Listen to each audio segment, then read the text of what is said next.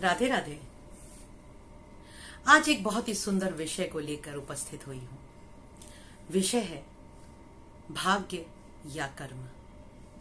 ऐसी बहुत सी कथा कहानियां हमने सुनी जिसमें यह कहा गया कि भाग्य महत्वपूर्ण है। कुछ कथाओं में कहा गया कर्म महत्वपूर्ण है। फिर हमने ऐसे बहुत से दृष्टांत सुने जिसमें कभी भाग्य की जीत हुई, कभी कर्म की जीत हुई, लेकिन वो कहानियां हैं। हम बात करते हैं जीवन की। जीवन में ये जानना बहुत जरूरी है कि हमारे जीवन में क्या महत्वपूर्ण है, भाग्यवादी होना या कर्मयोगी होना। अब आप पहले जान लीजिए कि भाग्यवादी क्या है और कर्मयोगी कौन है।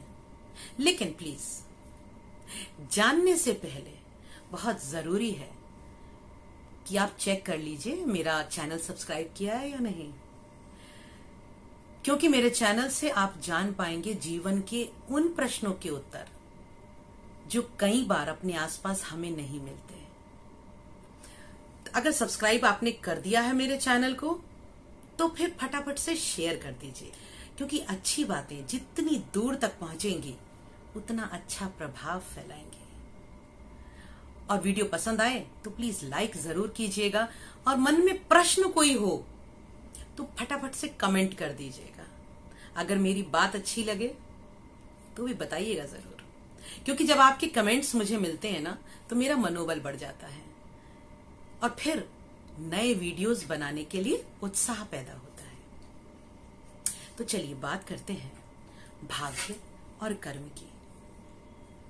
लोग कहते हैं कि हिंदुत्व हमें भाग्यवादी बनाता है, क्योंकि एक धारणा के अनुसार हमारे जीवन का सब कुछ पहले से ही स्क्रिप्टेड है, सब कुछ लिखा हुआ है।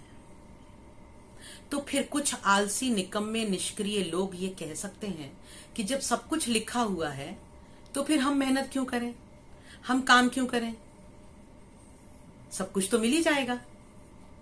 लेकिन ऐसा नहीं होता, क्योंकि भाग्य और कर्म इनका हमारे जीवन में 80-20 का रेशो रहता है। भाग्य 80% है, लेकिन कर्म भी 20% महत्वपूर्ण है। उस भाग्य को वर्तमान में प्रत्यक्ष करने के लिए कर्म तो करना पड़ेगा। हमारे भाग्य में है कि आज दोपहर का भोजन मुझे मिलेगा, लेकिन किचन में खाना ही नहीं बनाया तो मुझे भोजन कैसे मिलेगा। चलिए हम किचन छोड़ देते हैं। हम घनघोर भाग्यवादी हैं। हम ये मानकर बैठते हैं कि कहीं ना कहीं से आसमान से खाना आ जाएगा, अड़ोसी पड़ोसी भेज देंगे या हम जोमेटो से मंगवा लेंगे। अगर आपने जोमेटो से खाना मंगवाया तो आपने कर्म किया है। ध्यान रखिएगा, हर पल कर्म कर रहे हैं आप, लेकिन आपको पता नहीं चलता। तो अगर आपने भोजन जोमेटो से ऑर्डर कर दिया तो आपने कर्म किया। जोमेटो से भोजन आ गया, आपने किचन में जाकर उस भोजन को खोला, अनरैप किया। अनरैप करने के बाद आपने प्लेट में लगा लिया, लेकिन अभी तक आपने भोजन प्राप्त नहीं किया है, क्योंकि खाया नहीं है। जैसे ही पहला निवाला आप खाने लगते हैं, उसी समय मान लीजिए कि छत से छिपकली भोजन में गिर जाती है, तो भोजन आपको मिला नहीं। इसे प्रारब्ध कहते हैं कि आज भोजन मिलना ही नहीं था। अब क्या करेंगे आप? लेकिन भोजन मिलना है, क्योंकि भाग्य में लिखा है। अब भोजन आपको दूसरे कर्म से मिलना है। आप किचन में जाएंगे और किचन में जाकर चाय के साथ पराठा सेकेंगे, फिर बैठकर खाएंगे। भोजन प्राप्त कर लिया। कर्म के बिना कोई भी भाग्य सफल नहीं होता। कैसे? इसको हम एक एग्जाम्पल से लेते हैं। बैंक में सभी के लॉकर होते हैं, आप सबके होंगे।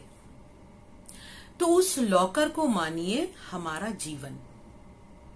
उस लॉकर की दो चाबियां होती हैं, एक कस्टमर के पास यानी मेरे और आपके पास, और दूसरी बैंक के पास। तो बैंक है वो परमात्मा, वो भगवान, वो ईश्वर, वो अल्लाह, आप जो भी कहना चाहते हैं, और कस्टमर मैं और आप।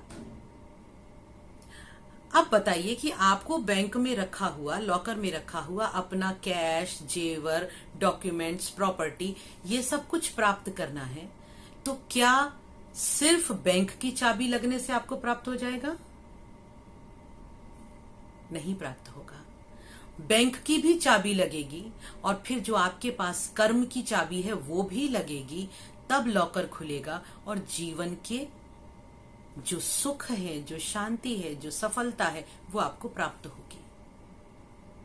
यानी भाग्य को प्राप्त करने के लिए कर्म की चाबी लगाना बहुत जरूरी है। ये भी कहा है ना किसी ने कि खुदी को कर बुलंद इतना कि हर तदबीर से पहले खुदा तुझसे खुद पूछे, बता तेरी रजा क्या है। इसका अर्थ यही है कि कर्म आप करेंगे, इतना बुलंद करिए अपने आप को कि आप अपने भाग्य के स्वयं भाग्य विधाता बने। अभी इस विषय में भी आऊंगी कि कैसे बन सकते हैं आप। आपको जो चाहिए आप वो प्राप्त कर सकते हैं। खुदा कह रहा है ना कि खुदी को कर बुलंद इतना कि हर तदबीर से पहले खुदा तुझसे पूछे, बता तेरी रजा क्या है। भगवान कृष्ण ने भी तो श्रीमद् भगवत गीता में अर्जुन से यही कहा, शुद्रम हृदयम दौर्बल्यम त्यक्त्वा उत्तिष्ठ परंतप। अपने हृदय की शुद्र दुर्बलताओं को त्याग कर हे अर्जुन उठो, युद्ध करो। युद्ध का मतलब है कर्म करो। लेकिन कुछ लोगों ने भाग्य और कर्म में कुछ ऐसा तालमेल सा बिठा दिया कि अगर भाग्य है तो कर्म करने की जरूरत नहीं है। लेकिन भगवान ने स्वयं कहा है, कर्मण्येवाधिकारस्ते, सिर्फ कर्म पर ही तुम्हारा अधिकार है। क्या मिलेगा क्या नहीं, हे अर्जुन, वो मुझ पर छोड़ो। कर्म तो करो क्योंकि तुम्हारे अधिकार में कर्म करना है। अभी मैंने कहा था ना कि भाग्य विधाता कैसे बनेंगे, तो चलिए उस पर आती हूं। अगर आपको गीता की बात नहीं सुननी, अगर आपको बाइबल की बात नहीं सुननी, अगर आपको किसी की भी बात नहीं सुननी, अपने आचार्यों की, जगत गुरु की नहीं बात सुननी, तो चलिए साइंस पर चलते हैं। टाइम एंड स्पेस की जो साइंस है, या आप कह सकते हैं टाइम एंड स्पेस का टनल है, ये पूरा ब्रह्मांड क्या है, ये पूरा जो जीवन चल रहा है ये क्या है? कुछ नहीं है, सिर्फ समय और काल है। आप और हम इस समय और अंतरिक्ष में, आकाश में चल रहे हैं। हम और कुछ भी नहीं है, समय है और इस समय के अंदर अपना अपना समय हम लोग पास कर रहे हैं। विज्ञान ये कहता है कि इस संपूर्ण ब्रह्मांड में अपार संभावनाएं निहित हैं। साइंस ये भी कहता है कि हमारा जो मस्तिष्क है इसमें असीमित शक्ति है, असीमित संभावनाएं हैं, लेकिन हम अपने मस्तिष्क को 2% भी इस्तेमाल नहीं करते। जीवन में क्या क्या हो सकता है, एक व्यक्ति के जीवन में क्या क्या घट सकता है, वो सभी कुछ पहले से ही इस ब्रह्मांड में है। आज हम जो एक भी शब्द बोलते हैं वो सब कुछ पहले से ब्रह्मांड में है। और विज्ञान ने ये स्पष्ट किया। विज्ञान ने तरंगों के माध्यम से महाभारत काल की ध्वनियों को पकड़ा है, कैच किया है। विज्ञान के माध्यम से दूसरे ग्रह से आने वाली ध्वनियों को हम पकड़ लेते हैं। चलिए बहुत दूर विज्ञान की बात क्यों करें, हम टेलीफोन की और वर्तमान में इस मोबाइल फोन की बात करें ना। आप जाने कहां बैठे हैं, मैं जाने देश के किस कोने में हूं, लेकिन आप मुझे देख भी पा रहे हैं और मुझे सुन भी पा रहे हैं। क्यों? क्योंकि विज्ञान ने इतनी तरक्की कर ली है कि ऊर्जा, तरंगों के माध्यम से आप तक पहुंच रही है। अपने पिछले वीडियोस में मैंने बार बार कहा कि हम कुछ नहीं है, हम एनर्जी के बंडल्स हैं और ये एनर्जी हवा की तरंगों पर, आवाज की तरंगों पर, बिजली की तरंगों पर चलती है। तो वो जो तरंगे हैं ना, उन्हें हम मान लेते हैं कि वो टनल्स हैं या कुछ तारे हैं।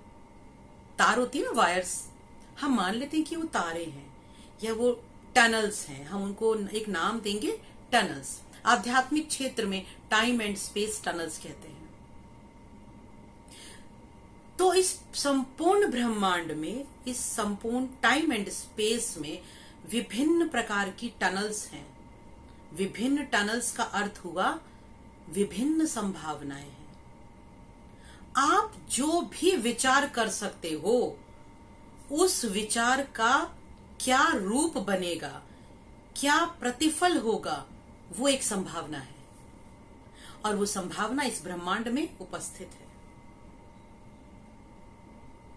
आप क्या सोचते हो, जो आप सोचोगे आप वही बन जाओगे, क्योंकि वो संभावना है। फर्क इतना है कि आप क्या ग्रहण करते हो। अब देखिए, सूरज जब रोशनी देता है तो वो भेदभाव रहित होकर चमकता है, वो सबको रोशनी दे रहा है। लेकिन अगर कोई अपना घड़ा उल्टा कर देता है या घर के अंदर छुप जाता है या जमीन में गड्ढा खोद के उसके नीचे घुस जाता है, तो उसे सूरज की रोशनी नहीं मिलेगी। बहुत सिंपल सी बात है। बारिश आ रही है, बारिश सब पर आ रही है। अब हम छाता लेकर खड़े हो गए तो हम पर पानी नहीं पड़ेगा। तो यानी हमने क्या कर्म किया, हमें वो मिलेगा। कर्म महत्वपूर्ण है। हम सभी के भाग्य में संपूर्ण सफलताएं हैं और संपूर्ण विफलताएं हैं। हम सफलता के चरम उत्कर्ष को छू सकते हैं और पतन की गर्त में गिर सकते हैं। चॉइस हमारी है, निर्णय हमारा है। हमें क्या चाहिए। अब आप कहेंगे कैसे हमारा निर्णय है, भाग्य में जो लिखा है वही तो मिलेगा ना। टाइम एंड स्पेस टनल का सिद्धांत ही ये है। जो विचार करने का, निर्णय करने का जो क्षण है, उस समय आपने विचार क्या किया। आपने विचार किया कि आपको भविष्य में आईएएस पीसीएस बनना है और सिविल सर्विसेज के एग्जाम्स की पढ़ाई करनी है, उसकी तैयारी करनी है। तो आपने विचार कर लिया। अब आप पूरी डेडिकेशन के साथ, लगन, निष्ठा, फोकस के साथ आप पढ़ाई कर रहे हैं, तो आप अवश्य एक कंपटीशन पास करेंगे और आईएएस पीसीएस बनेंगे। लेकिन उस पल में अगर आपने ये सोचा कि नहीं, मुझे सिविल सर्विसेज में नहीं जाना है, मुझे तो पॉलिटिक्स में जाना है, अब आपने अपने ध्यान को वहां डाइवर्ट किया, संपूर्ण लगन और निष्ठा, फोकस के साथ आपने उस क्षेत्र में काम करना शुरू कर दिया, तो आप सफलता प्राप्त करेंगे। फर्क है आपने निर्णय क्या किया। लेकिन अगर उस पल आपने निर्णय ये कर लिया कि अरे जब भाग्य में होगा सिविल सर्विसेज में जाना तो मैं चला जाऊंगा, भाग्य में होगा कि मुझे बड़ा व्यवसायी बनना है तो मैं बन जाऊंगा, तो आपने सिर्फ ये सोच लिया कि अगर भाग्य में होगा तो मुझे मिलेगा और आपने कोई कर्म नहीं किया। आप निष्क्रिय होकर सोते रहे कि जो होगा वो मिलेगा। अब आप निष्क्रिय होकर सो गए हैं। अब आप ना सिविल सर्विसेज में जाएंगे, ना आप बड़े व्यवसायी बनेंगे, आप पतन के गर्त में गिरेंगे। थोड़े समय तो बहुत अच्छा लगेगा निष्क्रिय होकर पड़े रहना, अपने आप को आप बहुत स्पिरिचुअल फील करेंगे कि मैं बहुत आध्यात्मिक हूं, मैं ईश्वर पर संपूर्ण निष्ठा रखने वाला हूं और ईश्वर ही मेरा माझी है, ईश्वर ही मेरा तारनहार है, वही सब कुछ करेगा। तो वो नहीं करेगा। Because God helps those who help themselves. भगवान उन्हीं की मदद करता है जो अपनी मदद खुद करते हैं। आप सो जाएंगे तो भगवान आपको और सुला देंगे, क्योंकि जो कर्म आपने किया है भगवान उसी कर्म में तो मदद करेंगे। भगवान को कोई फर्क नहीं पड़ता, ध्यान रख लीजिएगा। उन्होंने तो असीमित क्षेत्र छोड़ दिए हैं आपके लिए, असीमित संभावनाएं आपके लिए खुली रखी हैं। चॉइस तो आपकी है ना, तो इसीलिए ध्यान रखिए, आपको क्या मिलना है वो निर्भर करता है आपके कर्म पर। कर्म निर्भर करते हैं आपके विचारों पर। इसीलिए मेहनत कीजिए अपने विचारों पर। आपके विचार कैसे हैं? आप जब खाली बैठे होते हैं तब आप क्या सोचते हैं? क्योंकि विचारों पर आपकी संगत का बड़ा असर पड़ता है। अब वो संगत किसी इंसान के रूप में हो सकती है, मित्र के रूप में हो सकती है, अड़ोसी पड़ोसी के रूप में हो सकती है, टीवी के विभिन्न सीरियल्स के रूप में हो सकती है, या बेकार साहित्य के रूप में हो सकती है। क्योंकि साहित्य दोनों तरह का होता है। तो आप अच्छा पढ़ रहे हैं या बुरा पढ़ रहे हैं, तो ध्यान दीजिए, जैसी आपकी संगत है आपके विचार वैसे ही होंगे। अगर आप शराबी नशेड़ियों के साथ रहेंगे तो फिर आप भी एक ना एक दिन शराब पिएंगे, नशा करेंगे, चरस भांग पिएंगे, बच नहीं पाएंगे। तो संगत का ध्यान रखिए। संगत अच्छी होनी चाहिए, अच्छे विचारों वाली होनी चाहिए, शुद्ध कर्मों वाली होनी चाहिए। तब आपके विचार भी अच्छे रहेंगे और अपने विचारों के प्रति स्वयं जागरूक भी रहिए। इस समय मेरे मन में कौन सा विचार चल रहा है, वो अच्छा है या बुरा है, वो समाज के हित में है या नहीं है, वो मेरे व्यक्तिगत हित में है या नहीं है। क्योंकि जैसा विचार है वैसा ही कर्म होगा, और जो कर्म आप करोगे वैसा ही आपका भाग्य बनेगा, क्योंकि अपने भाग्य विधाता आप खुद हैं। एक ही मुख्य बात कहूंगी, अपने विचारों पर ध्यान दीजिए। हमेशा एनालाइज करते रहिए कि आपके विचार कैसे हैं। जरा भी गड़बड़ लगे ना तो तुरंत टोकिए अपने मन को और अपने दिमाग को। अपने मन को आपके ऊपर हावी मत होने दीजिए, तुरंत टोकिए, ये गलत है, नहीं सोचना। जहां 8-10 बार टोकेंगे ना तो मन समझ जाएगा, दिमाग भी समझ जाएगा कि मालिक आप हैं। तो आज के लिए इतना ही। अपने भाग्य विधाता बनने के लिए क्या करना है और आप क्या कदम उठा रहे हैं मुझे बताइएगा जरूर। फिर मिलेंगे अगले वीडियो में। राधे राधे।